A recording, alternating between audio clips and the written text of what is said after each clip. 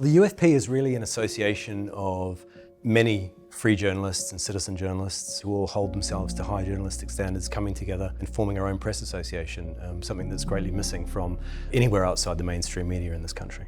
The idea of a free press corps is something that really doesn't exist anymore. It seems that a lot of the media that we see and hear, especially through mainstream channels, is in some way geared towards a specific narrative.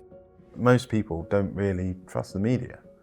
They don't trust the mainstream media. People don't buy what's going on, and people are hungry for an alternative. How can you just print government statistics and say that's the truth? Well, that's not journalism. The government lies. Everyone knows the government lies. The government lies constantly.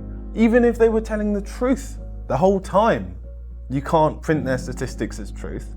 You've got to question everything. Journalism is supposed to be, you report on the story, you can give your opinion, sure, but you make people aware that you're giving that opinion. And if you're empathetic, you show that, of course, but you're honest with it.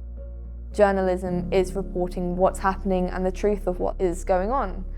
And the mainstream just isn't providing that at the moment. The United Free Press really represents free and ethical journalism. It represents the right for citizen journalists to have credibility, to promote what they're seeing and hearing. Every news outlet and every independent journalist is subject to bias in some way, and nobody can claim to be an arbiter of absolute truth. It's down to the public, and it should be down to the public or the audience of that reporting to use their own discernment and draw their own conclusions based on information received. What shouldn't be happening is that they shouldn't be being denied access to that information. The fact that it's one opinion that's allowed, and I'd consider it not the majority opinion. Most people don't think like this, but there's this culture that forces them to toe the line, and I really want it to end because these are not people's opinions. They're just paying lip service to some weird new quasi-religion that's emerged. I don't know if we call it progressivism or what, but most people don't think like this, but they're beholden to it, and it's really scary. People are allowed to differ in opinions. It is the bedrock of a pluralistic society, that people are allowed to express themselves, you have conversations, and they work out. The model that's being done at the moment is we say what you believe, and anyone who doesn't agree is a conspiracy theorist or some other delegitimizing term. And the UFP is a counteraction to that, and that's why I support it. Maybe there was originally noble intentions for many of these mainstream media outlets, but now they have been completely co-opted and corrupted and taken down a path that doesn't seem to serve the best interests of the majority of people here. If you want to have a free society for as many as people as you can, then the way our media is operated is not that, it's the opposite. It's like a political party now, the legacy media, and that's how I view it. There's no honesty, there's no integrity within it. If the media isn't working, we need to set up an alternative. Now, it's like a natural process. I think it's Buckminster Fuller who said, the way to beat something is not to destroy it, is you replace it with something better. So when something's not working, you just build something new that's more functional. It's important for independent journalists to sort of stick together in these weird times. We need to network and we need to support each other because it's getting harder and harder. And their attacks on us are not the end of it because there's so much censorship. We're seeing a monopoly forming around who's allowed to report on certain topics, who's being given a platform and who's being denied one, not based on fact, but based on what is an acceptable viewpoint. And I think that's very dangerous. It's also very condescending to the public.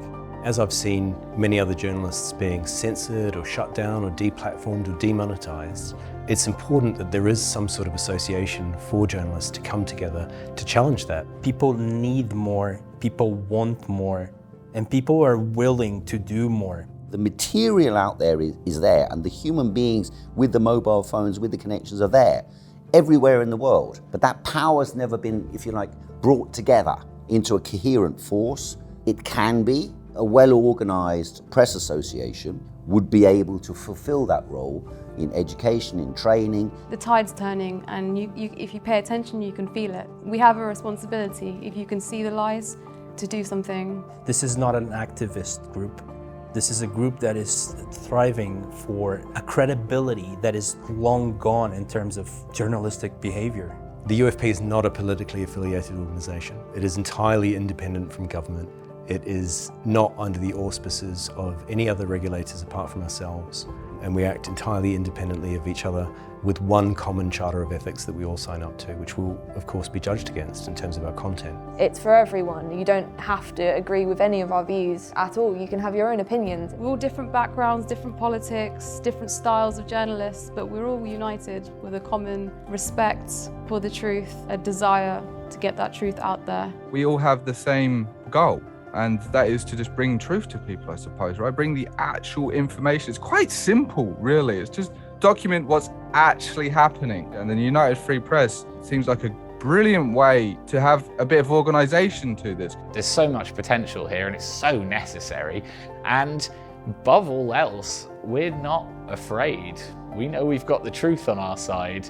So the more powerful we get, it's going to be fun knocking on those doors and being like, we've got some questions for you, establishment.